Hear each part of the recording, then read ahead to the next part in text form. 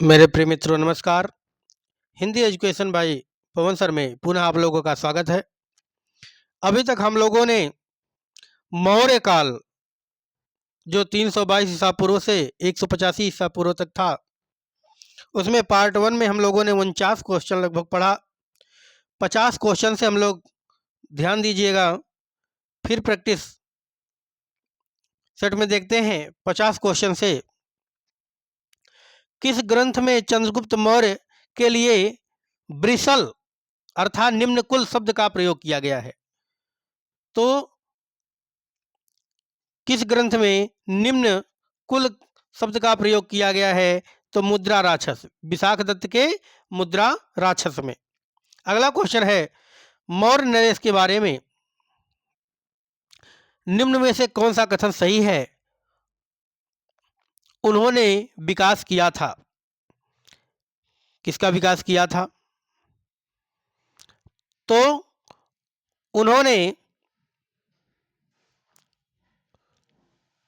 संस्कृत कला व साहित्य का विकास किया था। बिल्कुल सही है। सोने का सिक्के का बिल्कुल गलत है। प्रांतीय विभाजन का ये भी सही है। हिंदू कुश्ता साम्राज्य का ये भी सही है। अर्थात केवल 1 2 1 3 4 ये हमारा सही हो जाएगा। अर्थात डी नंबर हमारा सही हो जाएगा। अगला क्वेश्चन है, अशोक ने कलिंग को मौर्य साम्राज्य में जोड़ लिया था। कलिंग को मौर्य साम्राज्य में जोड़ लिया था। अगला है, इसका रीजन है कलिंग दक्षिण भारत को आने वाले स्थलीय एवं समुद्री मार्गों को नियंत्रित करता था। तो इसमें ए नंबर सही हो जाएगा। ए आर दोनों सही हैं। कलिंग को मौर्य साम्राज्य में जोड़ लिया था अशोक ने। दूसरा, कलिंग दक्षिण भारत को आने वाले स्थलीय समुद्री मार्गों को नियंत्रित करता है। अर्थात दोनों ये व्याख्या भी करता है, आर्य का व्याख्या भी करता है। अगला क्वेश्चन है, अशोक के जो शिलालेख संगम राज्य के बारे में हमें बताते हैं उनमें शामिल है। जो संगम राज्य के बारे में हमें बताते हैं उनमें शामिल है। तो दूसरा सी नंबर सही हो जाएगा। दूसरा एवं 13वां, दूसरा एवं 13वां। अगला क्वेश्चन है, अगला क्वेश्चन देखें 54 नंबर। अशोक के राज्य देशों के अनुसार धार्मिक निष्ठा की उपेक्षा जनता के मध्य सामाजिक समरसता अधिक महत्वपूर्ण थी। रीजन है, उससे धर्म संवर्धन के स्थान पर समता के विचारों का प्रसार किया। तो इसमें ए नंबर सही हो जाएगा कि दोनों सही हैं तथा आर ए की सही व्याख्या करता है। अगला क्वेश्चन, निम्नलिखित में से किस राज्यादेश में अशोक के व्यक्तिगत नाम अशोक का उल्लेख मिलता है? किस राज्यादेश में? तो मास्की। ध्यान रखिएगा, उत्तर हमारा डी नंबर सही हो जाएगा। मास्की में अशोक का उल्लेख मिलता है। अगला क्वेश्चन है, निम्नलिखित वक्तव्यों में कौन सा एक वक्तव्य अशोक के प्रस्तर स्तंभों के बारे में गलत है? कौन सा एक वक्तव्य जो है अशोक के प्रस्तर स्तंभों के बारे में गलत है, ये ध्यान देना है। तो फर्स्ट है, इन पर बढ़िया पालिश है, ये भी सही है। ये अखंड है, ये भी सही है।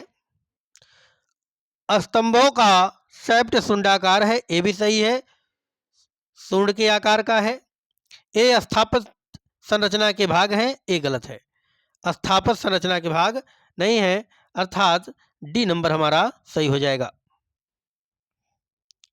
डी नंबर सही हो जाएगा, 56 का डी। अगला क्वेश्चन, श्रीनगर की स्थापना किस मौर्य शासक ने की थी? श्रीनगर की स्थापना किस मौर्य शासक ने की? तो श्रीनगर की स्थापना भैया अशोक ने की थी। ए नंबर हमारा सही हो जाएगा। श्रीनगर की स्थापना अशोक ने की थी। अगला क्वेश्चन है, सूची 1 को सूची 2 के साथ मिलान करना है। तो उत्तरापथ, उत्तरापथ ये तक्षशिला में, राजधानी इसकी तक्षशिला है। दक्षिणापथ, दक्षिणापथ की राजधानी सुवर्णगिरी है।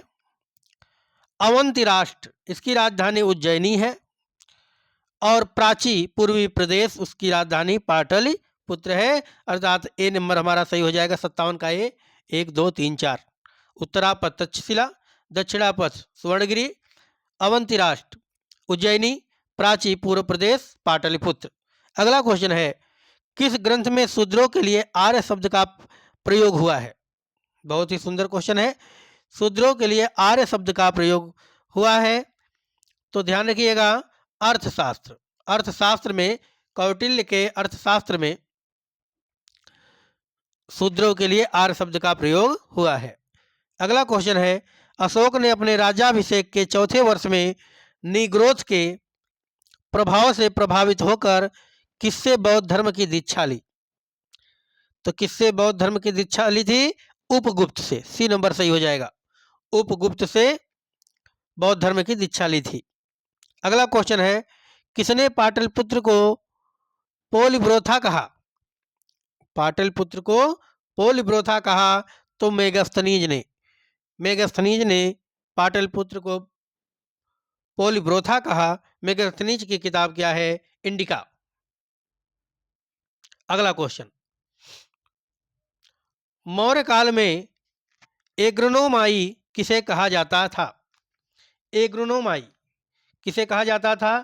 तो ध्यान रखिएगा, मौर्य काल में एग्रोनोमाई जो था वह सड़क निर्माण अधिकारी था। बी नंबर सही हो जाएगा, सड़क निर्माण अधिकारी। अगला क्वेश्चन है, मौर्य काल में गुप्तचरों को क्या कहा जाता था? मौर्य काल में गुप्तचरों को क्या कहा जाता था? तो गूढ़ पुरुष, गुप्तचर, संस्था एवं संचार खोजी, तो गूढ़ पुरुष कहा जाता था। क्या कहा जाता था भैया? गूढ़ पुरुष। अगला क्वेश्चन है, किस श्रीलंकाई शासन ने अपने आप को मौर्य सम्राट अशोक के आदर्शों के अनुरूप ढालने की कोशिश की? तो किस श्रीलंकाई शासक ने अपने आप को मौर्य सम्राट अशोक के आदर्शों के अनुरूप ढालने की कोशिश की? तो वह कौन था? तिस था। सी नंबर सही हो जाएगा, तिस। अगला क्वेश्चन है, किस जैन ग्रंथ में चंद्रगुप्त मौर्य के जैन धर्म अपनाने का उल्लेख मिलता है? तो चंद्रगुप्त के जैन धर्म अपनाने का उल्लेख किसमें मिलता है? तो बी नंबर सही हो जाएगा, परिशिष्ट पर्वन में, परिशिष्ट पर्वन में। अगला क्वेश्चन, किस महीने में मौर्यों का राजकोषीय वर्ष आरंभ होता है? मौर्यों का राजकोषीय वर्ष आरंभ होता है तो आषाढ़, जुलाई में, जुलाई में मौर्यों का राजकोषीय वर्ष आरंभ होता था। अगला क्वेश्चन है, निम्नलिखित में से किन किन दक्षिण भारतीय जातियों का उल्लेख अशोक के शिलालेख में किया गया? किन किन दक्षिण भारतीय जातियों का उल्लेख अशोक के शिलालेख में किया गया? तो ध्यान दीजिएगा भैया, पहला चोल का, बिल्कुल सही है। दूसरा पल्लव का, बिल्कुल गलत है। तीसरा पांड्य का, चौथा सती पुत्र का, अब पांचवा है केरल पुत्र का, छठा है विष्णुकुंड का, बिल्कुल गलत है। अर्थात पहला, तीसरा, चौथा और पांचवा, ए नंबर हमारा सही हो जाएगा, ए नंबर हमारा सही हो जाएगा। अगला क्वेश्चन, अशोक के बारे में जानने के लिए सबसे महत्वपूर्ण स्रोत है? अशोक के बारे में जानने के लिए सबसे महत्वपूर्ण स्रोत क्या है? तो अशोक के बारे में जानने के लिए सबसे महत्वपूर्ण स्रोत शिलालेख है। बी नंबर हमारा सही हो जाएगा। क्या हो जाएगा? बी नंबर हमारा सही हो जाएगा, शिलालेख। अगला क्वेश्चन, अशोक के काल में कौन सी लिपि दक्षिण भारत में परिवर्तित हुई थी? कौन सी लिपि दक्षिण भारत में परिवर्तित हुई थी अशोक के काल में? तो ब्राह्मी लिपि। कौन सी भैया? ब्राह्मी लिपि। अगला क्वेश्चन, अशोक का शिलालेख भारतीय उपमहाद्वीप के बाहर भी पाया गया है। भारतीय उपमहाद्वीप के बाहर भी पाया गया है। निम्नलिखित में से किस देश में यह पाया गया है? तो किस देश में पाया गया है? अफगानिस्तान में। ए नंबर सही हो जाएगा। अशोक के बाहर जहां मिला है वो अफगानिस्तान में मिला है। ओ सॉरी, भारतीय उपमहाद्वीप के बाहर जो मिला है अफगानिस्तान में मिला है। अगला क्वेश्चन, अत्यंत पालिश किए गए एकाश्म अशोक स्तंभ जिस पांडुरंजित बालुकाश्म के एकल टुकड़ों में तच्छित किए गए उसे साधारणतः कहाँ के खदानों से निकाला गया? तो यह कहाँ के खदानों से निकाला गया? ध्यान रखिएगा, यह मिर्जापुर के समीप चुनार से निकाला गया। कहाँ से? मिर्जापुर के समीप चुनार से निकाला गया। अगला क्वेश्चन, भारतीय लिखने की कला नहीं जानते, यह किसकी उक्ति है? भारतीय लिखने की कला नहीं जानते, यह किसकी उक्ति है? यह मेगस्थनीज की उक्ति है। मेगस्थनीज ने कहा था कि भारतीय लिखने की कला नहीं जानते। अगला क्वेश्चन है, किस मौर्य सम्राट ने एक विदेशी राजा सीरिया के एंटियाकस फर्स्ट से अंजीर, शराब और दार्शनिक को भारत भेजने का आग्रह किया? अंजीर, शराब और दार्शनिक तीनों को भारत भेजने का आग्रह किया। तो किसने किया था? चंद्रगुप्त ने, बिंदुसार ने, अशोक ने, कुणाल ने। तो किसने किया था भैया? बिंदुसार ने। किसने किया था? बिंदुसार ने। बी नंबर हमारा सही हो जाएगा। अगला क्वेश्चन है 74 नंबर, अशोक द्वारा कलिंग पर चढ़ाई की जानकारी के लिए कौन सबसे महत्वपूर्ण स्रोत है? तो कलिंग की चढ़ाई के लिए कौन सबसे महत्वपूर्ण स्रोत है? आइए देखते हैं। महावंश, दिव्यावदान, 13वां बृहस्पतिलेख और 7वां स्तंभ अभिलेख। तो इसमें क्या हो जाएगा? 13वां बृहद शिलालेख। सी नंबर हमारा सही हो जाएगा। अगला क्वेश्चन देखें, बिंदुसार की मृत्यु के समय बिंदुसार के मृत्यु के समय अशोक किस प्रांत का गवर्नर था? तो बिंदुसार की मृत्यु के समय अशोक जो था वह उज्जैन प्रांत का गवर्नर था। कहाँ का? उज्जैन प्रांत का गवर्नर था। अगला क्वेश्चन है, किस शिलालेख में अशोक ने घोषणा की है कि सारी प्रजा मेरी संतान है? किस शिलालेख में यह घोषणा की है कि सारी प्रजा जो है मेरी संतान है? तो पृथक कलिंग शिलालेख। किसमें? पृथक कलिंग शिलालेख में। अगला क्वेश्चन है, कौन सी घोषणा युद्ध और हिंसा के प्रति अशोक के आंतरिक दुख को स्पष्ट करता है? तो वही कलिंग के समय में ही इसका हृदय जो है वह बदला था।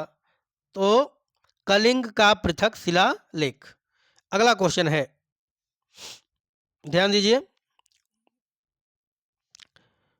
किस शिलालेख में अशोक की यह घोषणा अंकित है, किसी भी समय चाहे मैं खाता रहूं या रानी के साथ विश्राम करता रहूं या मैं अपने अंतःशाला में रहूं, मैं जहां भी रहूं मेरे मात्य मुझे सार्वजनिक कार्य के लिए संपर्क कर सकते हैं। यह किसमें कहा गया? यह छठवें शिलालेख में कहा गया। छठे शिलालेख में ध्यान रखिएगा कि मैं घोषणा करता हूँ कि मैं चाहे खाता रहूँ या रानी के साथ रहूँ, अंतःशाला में रहूँ, जब चाहे मुझे संपर्क कर सकता है। तो छठे शिलालेख में। अगला क्वेश्चन, निम्नलिखित में कौन अवरोही क्रम में मौर्य शासक प्रशासक के अधिकारियों का नाम बताता है? अवरोही क्रम में अर्थात घटते क्रम में। तो प्रादेशिक, ए नंबर सही हो जाएगा हमारा बिल्कुल। प्रादेशिक राजुक युक्तक। अगला बिष्ट है, बिष्ट क्या है? तो बिष्ट है भैया, ध्यान रखिए, बी नंबर सही हो जाएगा, बिष्ट बेगारी है। अगला, मौर्य काल में सीता से तात्पर्य है। सीता क्या है मौर्य काल में?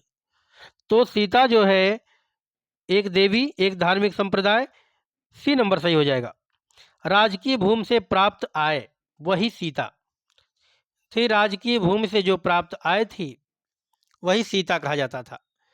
अगला क्वेश्चन, निम्नलिखित में से मौर्य कला का सबसे अच्छा नमूना कौन है? मौर्य कला का, निम्नलिखित में से मौर्य कला का सबसे अच्छा नमूना कौन है? तो कौन है भैया, ध्यान दें, सबसे अच्छा नमूना स्तंभ है, स्तंभ। अगला क्वेश्चन, कहां से प्राप्त अभिलेखों से मौर्य काल में अकाल, सूखा जैसे देवी प्रकोप के समान राज्य द्वारा राहत कार्य किए जाने का विवरण मिलता है? तो किसमें मिलता है? महास्थान बांग्लादेश, सोहगौरा उत्तर प्रदेश। अगला क्वेश्चन, अशोक ने श्रीलंका के बौद्ध धर्म पर प्रचार हेतु किसे भेजा? अशोक ने किसे भेजा? तो अपनी पुत्री संघमित्रा को भेजा था। किसको भेजा था? संघमित्रा को। अगला क्वेश्चन, अशोक के मनसेहरा अर्थात पाकिस्तान में एवं शहबाजगढ़ी, यह भी पाकिस्तान में है, से प्राप्त बृहद शिलालेखों में किस लिपि का प्रयोग किया गया है? तो किस लिपि का प्रयोग है? तो इसमें ध्यान रखिएगा, ए नंबर हो जाएगा, खरोष्टी लिपि का प्रयोग है। अशोक के जो मनसेहरा पाकिस्तान और शहबाजगढ़ी से प्राप्त बृहद शिलालेख में खरोष्टी लिपि का प्रयोग है। अगला क्वेश्चन है, कहाँ से अशोक के द्विभाषाई ग्रीक और आरमाइक अभिलेख प्राप्त हुए हैं? दो भाषा का जो अभिलेख प्राप्त हुआ है ना, वह कहाँ से मिला है, कहाँ से प्राप्त हुआ है? तो ध्यान रखिएगा, यह प्राप्त हुआ है सर ए कुना, कंधार से। अगला क्वेश्चन, कौटिल्य द्वारा रचित अर्थशास्त्र कितने अधिकरणों में विभाजित है? तो कौटिल्य द्वारा रचित अर्थशास्त्र जो है वह डी नंबर सही हो जाएगा, 15 अधिकरणों में विभाजित है। अगला क्वेश्चन है, अर्थशास्त्र में उल्लिखित सप्तांग में शामिल थे। सप्तांग में कौन कौन शामिल थे? तो ए नंबर हमारा सही हो जाएगा, राजा, क्षेत्र, प्रशासन एवं कोष, अर्थात ए नंबर हमारा सही हो जाएगा। अगला क्वेश्चन, अशोक का समकालीन तुर्मय कहाँ का राजा था? अशोक के समकालीन जो था तुर्मय, वह कहाँ का राजा था? तो वह मिस्र देश का राजा था। ए नंबर हमारा सही हो जाएगा। अगला क्वेश्चन, किसके शासनकाल में डिमेकस भारत आया था? डायमेकस कहिए, डिमेकस कहिए, तो किसके शासनकाल में भारत आया था? तो वह जो था वह बिंदुसार के शासनकाल में भारत आया था। बी नंबर सही हो जाएगा, डायमेकस बिंदुसार के शासनकाल में भारत आया था। अगला क्वेश्चन है, निम्नलिखित अभिलेखों में से किसमें अशोक का नाम उल्लेख हुआ है? तो ए नंबर सही हो जाएगा, गुर्जरा में जो अभिलेख है वहां अशोक का नाम उल्लेख हुआ है। अगला क्वेश्चन, किस बौद्ध मूल ग्रंथ में मौर्य सम्राट अशोक का विवरण शामिल है?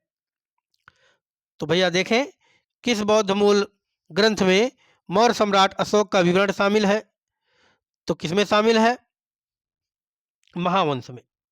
महावंश में अशोक का विवरण शामिल है। अगला क्वेश्चन है, निम्नलिखित में से किस उभारदार मूर्ति शिल्प शिलालेख में अशोक के प्रस्तर रूप चित्र के साथ राजा अशोक उल्लिखित है? किस उभारदार मूर्ति शिल्प शिलालेख में अशोक के प्रस्तर रूप चित्र के साथ राणियो अशोक अर्थात राजा अशोक उल्लिखित है? तो किसमें उल्लिखित है? ध्यान रखिएगा, ए नंबर सही हो जाएगा, कंगन हल्ली में। किसमें? कंगन हल्ली में।